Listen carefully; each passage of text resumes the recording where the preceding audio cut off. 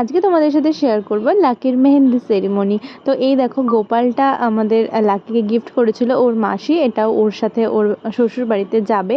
আর দেখো, মেয়ের বিয়ে বলে কথা, আগের দিন থেকে কিন্তু সাজো সাজো রব, বাড়িতে সমস্ত রকম অ্যারেঞ্জমেন্ট তো হচ্ছে, আর এই জিনিসগুলোই কিন্তু বেশি ভালো লাগে। আর এখানে দেখো, সব পুচকি পুচকিরা মেকআপ করতে রেডি, আর এগুলো কিন্তু সব আমার স্টুডেন্ট।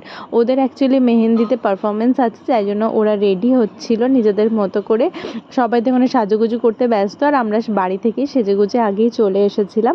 তারপর আমি একটু যেখানটায় মেহেন্দি সেরিমনি হবে সেখানটায় গিয়ে একটু ভিডিও করে নিচ্ছিলাম। ওখানে ডেকোরেশনটা অনেক সুন্দর করে হয়েছিল। উপরে দেখো ফুল দিয়ে, এরকম সাইডটাও ফুল দিয়ে ডেকোরেশন করেছিল। যদিও এখন এই ডেকোরেশনগুলো দেখতে কিন্তু দারুণ লাগে। আর যেহেতু মেহেন্দি অনুষ্ঠানটা আমাদের বাঙালি বিয়ে তো নতুন করে অ্যাড হয়েছে, ওই বাচ্চারা একটু মজা করে, নাচ গান করে, এটাই আর কি। কিন্তু খুব ভালো লাগে, যদিও এটা আমাদের ট্র্যাডিশন নয়, তাও কিন্তু ওই আনন্দটাকে একটু এক্সটেন্ডেড করার জন্যই এটা করা হয়। যেহেতু আমাদের এখানে বিয়েগুলোয় বাজনার চল আছে, সেহেতু বাজনা চলে এসেছিলো। আর বেগম একটু বাজনার সঙ্গেও নাচ করছিল।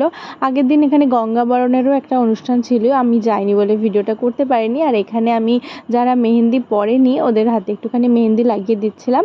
তো লাকির তো আগে মেহেন্দি পরা হয়ে গিয়েছিল, ওদের পার্লার থেকে এসে মেহেন্দি ওকে লাগিয়ে দিয়ে গিয়েছিল। আর এখানে ও একটুখানি ফটোশ্যুট করে নিচ্ছিল।